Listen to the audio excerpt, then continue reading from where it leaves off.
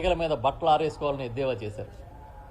కానీ ఆయన వచ్చి ఉచిత విద్యుత్ ఇచ్చి ఇది సాధ్యమే అని ఈ దేశానికే నిరూపించి చూపించారు. 7 గంటల పాటు ఉచిత విద్యుత్ ఇచ్చారు.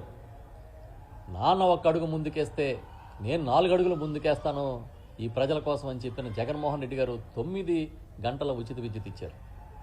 9 గంటల పాటు ఉచిత విద్యుత్ ఇస్తే అది కూడా ఏకదాటిగా నిరంతరాయంగా ఒక రికార్డు సృష్టించిన పరిస్థితి.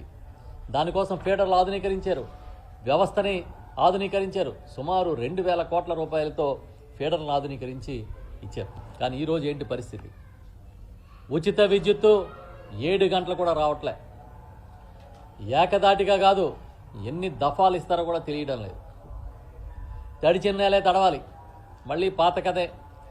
ఎప్పుడు కరెంట్ వస్తుందో తెలియక రైతులు పొలాల్లో పడుకునే పరిస్థితి తీసుకొచ్చారు. అంతేకాకుండా కొత్తగా ఉచిత విద్యుత్ కనెక్షన్లు ఇవ్వడం లేదనేది కూడా వాస్తవం. ఇవాళ రైతుల నుంచి ఉచిత విద్యుత్ కావాలని, వ్యవసాయానికి కనెక్షన్ కావాలంటే దరఖాస్తులే తీసుకునే పరిస్థితి ఉంది.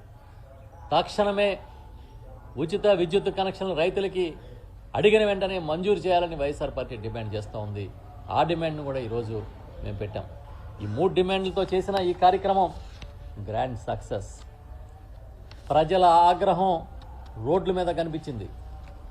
చంద్రబాబు గారి పట్ల, కూటమి ప్రభుత్వం పట్ల వారికి ఉన్న ఆగ్రహం ఇవాళ బయటకు వస్తూ ఉన్న విషయం కూడా ఈ సంఘటన రుజువు చేసింది. మేము ఒకటే చెప్తున్నాం, మీరు ఏదైతే పెంచారో బిల్లుల్లో 25 నుంచి 55% వరకు అదనంగా గృహ వినియోగ బిల్లుల్లో ఇవాళ బిల్లులు వస్తూ ఉన్నాయి. తక్షణమే దీన్ని మీరు సరిదిద్దాల్సిందే. ఎన్నికల ముందు మీరు ఇచ్చిన హామీని నిలబెట్టుకోవాల్సిందే అని మేము డిమాండ్ చేస్తూ ఉన్నాం. మేము ఇది అడుగుతుంటే భుజాలు తడువుకుని ఏదేదో మాట్లాడుతున్నారు, ఏవేవో ఆరోపణలు చేస్తున్నారు.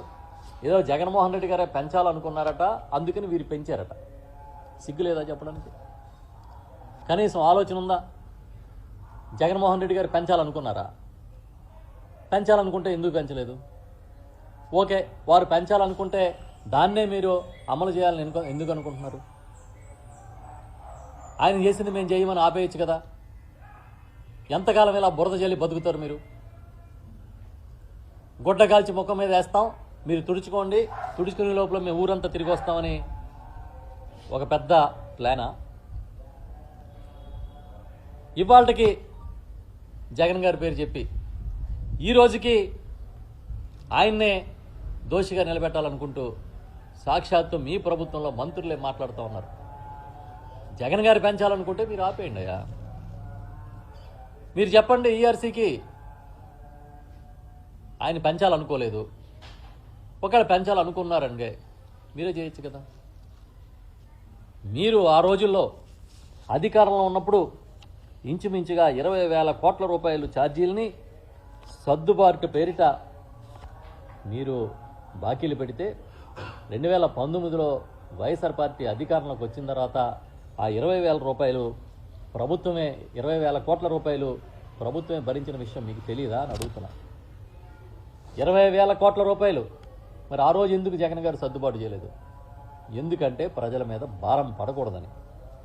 అదేవిధంగా 2014-19 మధ్య 13,255 కోట్ల రూపాయలు సబ్సిడీల కింద చెల్లించగా వైఎస్ఆర్ పార్టీ అధికారంలోకి వచ్చిన తర్వాత 47,800 కోట్ల రూపాయలని విద్యుత్ సబ్సిడీలుగా చెల్లించిన విషయాన్ని కూడా ఈ సందర్భంగా నేను ప్రకటిస్తున్నాను.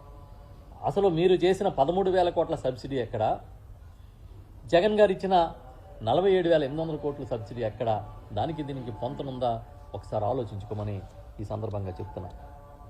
అంతేకాదు, చంద్రబాబు నాయుడు గారు ఉచిత విద్యుత్తు కోసం రైతులకి ఎగ్గొట్టిన బాకీ 8,845 కోట్లు జగన్మోహన్ రెడ్డి గారే చెల్లించిన విషయాన్ని కూడా ఈ సందర్భంగా నేను గుర్తు చేస్తున్నా. చేసిందంతా చేసి తగుదునమ్మా అని చెప్పి, నాకన్నా పెద్ద సీనియర్ లేరని చెప్పి, ఈ ప్రభుత్వాలు నేనే అద్భుతంగా నడపగలుగుతానని ప్రచారం చేసుకుంటూ ముందుకెళ్తున్న మీకు ఈ వాస్తవాలు తెలియదా అని నేను అడుగుతున్నా. తెలీదా మీకు ఈ వాస్తవాలు? నిజానిజాలు మీకు తెలియదా? డిస్కముల్ని ఏ స్థాయికి మీరు దిగజార్చారు?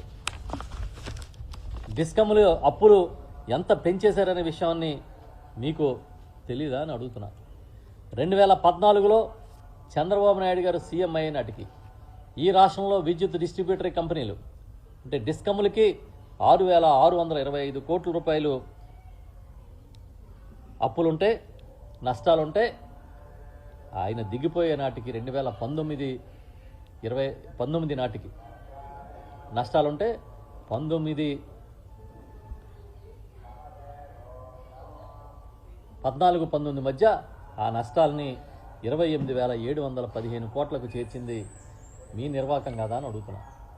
మీరు వచ్చే నాటికి 4,625 కోట్ల నష్టాలు ఎక్కడా? మీరు వచ్చిన తర్వాత 22,000 కోట్ల రూపాయల నష్టాలు పెరిగితే అది మీ సమర్థతని మీరు మమ్మల్ని నమ్మించాలని ప్రయత్నం చేస్తూ ఉన్నారు.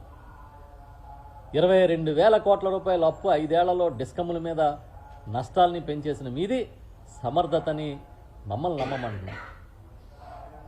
ఇది ఎంత మాత్రం సబబో అని మిమ్మల్ని ఆలోచించమని చెప్పి ఈ సందర్భంగా చెప్తున్నా. అదే జగన్మోహన్ రెడ్డి గారు చంద్రబాబు నాయుడు గారి హయాంలో 22,000 కోట్ల నష్టాలు పెరిగితే 19-24 మధ్య కేవలం 395 కోట్లు మాత్రమే అదనంగా డిస్కమ్లు నష్టాలు వచ్చినాయి అనే మాట కూడా మీకే దొరుకుతాయి. లెక్కలు తీసుకోండి, అధికారంలో మీరే ఉన్నారు, ఆ లెక్కలు తీసుకుని చూసుకోండి అని చెప్పి చెప్తున్నా. కాకి లెక్కలు చెప్పడం కాదు, అబద్ధాలు ప్రచారం చేయడం కాదు, వాస్తవాలు మాట్లాడండి, వాస్తవాల్లోకి రండి. నేను చెప్పిన ఏ అంకెలన్నా తప్పు అయితే చెప్పండి అని ఈ సందర్భంగా నేను అడుగుతున్నా.